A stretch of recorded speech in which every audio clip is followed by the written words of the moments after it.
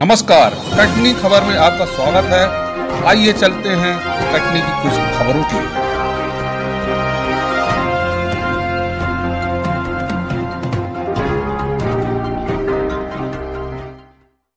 कटनी खबर की विशेष बातचीत। बड़वारा जनपद पंचायत के वार्ड क्रमांक 07 से जनपद सदस्य से विशेष बातचीत में जनपद से संचालित सभी योजनाओं सहित विधानसभा की राजनीतिक गतिविधियों पर विस्तार से बातचीत की गई। बातचीत के विशेष अंश बड़वारा जनपद पंचायत के वार्ड क्रमांक 7 से बतौर जनपद सदस्य निर्वाचित हुए निवर्तमान जनपद सदस्य हैं। इन्हीं निवर्तमान जनपद सदस्य सुनील सिंह बघेल जी से हम जनपद की उन तमाम योजनाओं और भावी योजनाओं के बारे में जानकारियां जुटाएंगे, अलग अलग प्रकार के सवाल करेंगे। सुनील जी, कटनी खबर चैनल और उनकी पूरी टीम की ओर से आपका बहुत बहुत स्वागत। धन्यवाद आपका। सर, पहला सवाल हमारा ये है, क्योंकि आप सीमा में एक प्रहरी की तरह तैनात थे, आपने देश को अच्छी तरह से सुरक्षित रखा है अपने पूरे नौकरी काल में।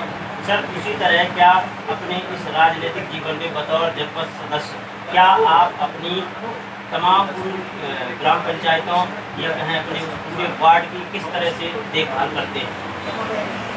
मैं एज ए सैनिक जब था तो देश की कई फील्ड में भी, पीस में भी मैंने सर्विस की है। उसमें अनुभव ये रहा है कि हमारा देश में जो बॉर्डर पर सैनिक है वो रात दिन चौकसी करता है, जिसके कारण हमारे देश की जनता घर में चैन और अमन से, आतंकवाद से मुक्त होकर के रहती है। क्योंकि फील्ड एरिया में एक से एक नई चुनौतियाँ आती हैं।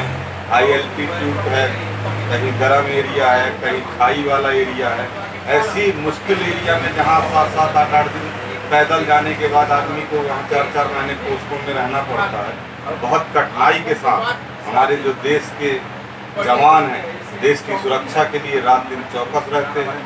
और अभी वर्तमान में जो चाइना के साथ गतिविधियां चल रही हैं उस समय भी हमारे देश की सेना छाती लगा करके आज जो कर रही है, मैं सेना का सम्मान करता हूं और कहता हूं कि देश के सम्मान के लिए अगर जो हमारे वीर शहीद हुए हैं उनको भी मैं श्रद्धांजलि अर्पित करता हूं।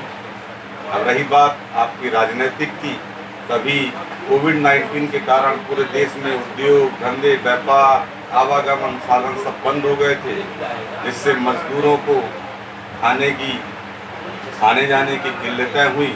अब लॉकडाउन ख़त्म होकर के अनलॉक चल रहा है, उसमें जो शासन गवर्नमेंट मजदूरों को अधिक से अधिक उनके क्षेत्र पर उन्हें काम दे, चाहे मनरेगा के तहत हो, प्रधानमंत्री आवास के तहत हो, सड़क निर्माण के तहत हो, जिससे कि उनको जीवन यापन करने में कोई कठिनाइयाँ न हो। मौजूदा समय में जनपद पंचायत द्वारा या कहें मध्य प्रदेश शासन द्वारा सभी ग्राम पंचायतों को प्रधानमंत्री आवास योजना के तहत तमाम जरूरतमंद हितग्राहियों को मकान दिए गए। इसलिए एक बड़ा वर्ग ऐसा भी है जो कहीं न कहीं असंतुष्ट है, जिसका सीधा सा आरोप है कि कुछ गिने चुने लोगों को जो है लाभान्वित किया जाता है और जो जरूरतमंद है, वाकई में जो जरूरतमंद है, उन्हें कहीं न कहीं इग्नोर किया जाता है, अवॉइड किया जाता है, साइडलाइन कर दिया जाता है। इस पर आप क्या कहेंगे? इसकी आप कैसे सतत निगरानी करते हैं?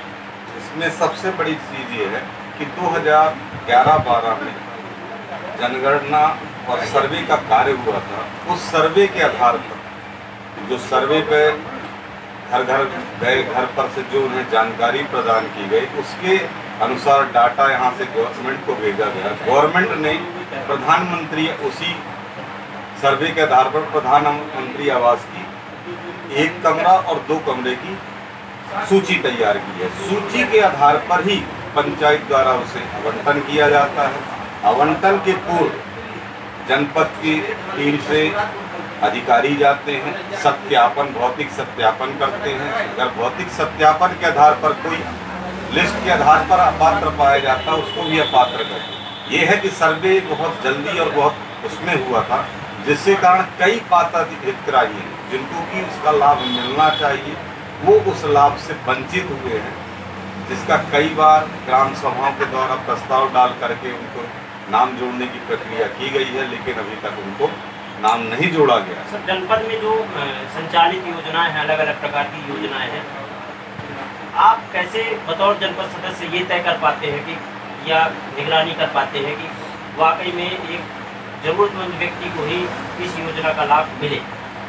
कई व्यक्ति जिनको पेंशन नहीं मिलती है, पेंशन के मापदंड है, अगर उस मापदंड के आधार पर कोई चीज़ की कमी होती है, अब कोशिश करते हैं कि उसको की कार्रवाई करा के उस मापदंड पर ला करके उसे उस चीज़ पर उस योजना का लाभ दिलाया जा सके। प्रधानमंत्री आवास है, प्रधानमंत्री आवास में भी क्या है, एक साथ एक गांव में 50-50 आवास आ गए हैं। अब इतने आपको स्त्री नहीं है कि एक साथ इतने मकान बन, उसके लिए भी आदमी सतत प्रयास करता है कि किसी तरह समय सीमा पर मकान बन जाए, लक्ष्य पूरा हो जाए, जिससे कि पुनः लक्ष्य प्राप्त होकर के ग्राम पंचायत को मिले। इसी तरह मनरेगा पर अधिक से अधिक बिना मशीनरी के काम हो, जिससे कि मजदूरों को काम मिले और उनको उनके जीवन यापन में खुशी मिले। क्योंकि आपका बड़ा लंबा राजनीतिक जीवन रहा और उस पूरे राजनीतिक घटनाक्रम में आपने तमाम पार्टियों की स्ट्रेटजी यानी रणनीति को बड़ी बात समझा, चाहे वो क्षेत्र की भारतीय जनता पार्टी हो या क्षेत्र में सक्रिय कांग्रेस पार्टी हो, जिनका की वर्तमान मेले भी है। सर, अगर हम पूरे विधानसभा की बात करें तो आज इन तमाम राजनीतिक पार्टियों की क्या स्थिति है? जैसा कि अभी सरकार या उपचुनाव या राज्यसभा की सीट को लेकर तमाम उठापटक चल रही है पूरे मध्य प्रदेश में, उस पर आप क्या कहेंगे? उस पर मेरा यही कहना है कि जो भी ये चुनाव या कुछ होते हैं निष्पक्ष होना चाहिए, इसमें खरीद फरोख्त नहीं होनी चाहिए। पूर्व में भी देखा गया है कि प्रदेश में खरीद फरोख्त वीडियो जारी हुए हैं मंत्री जी लोगों के। ये सब चीज़ें एक देश के हित में नहीं है, देश की छवि खराब होती है। उस छवि को बरकरार रखते हुए आज के जो किसी भी दल के नेता हैं, उनसे मेरा यही अनुरोध है कि पाक साफ राजनीति करें, देश की छवि कहीं खराब नहीं होनी चाहिए, सत्ता के पीछे पैसे के पीछे अपने आप को ना बिकने दें।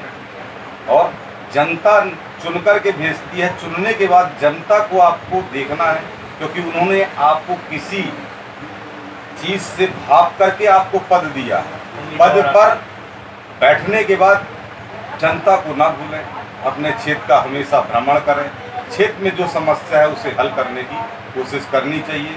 यही एक जनप्रतिनिधित्व का दायित्व है। तो ये थे हमारे साथ सुनील सिंह बघेल जी, जनपद सदस्य। इन्होंने बड़ी बेबाकी और निष्पक्षता से तमाम सवालों के जवाब दिए।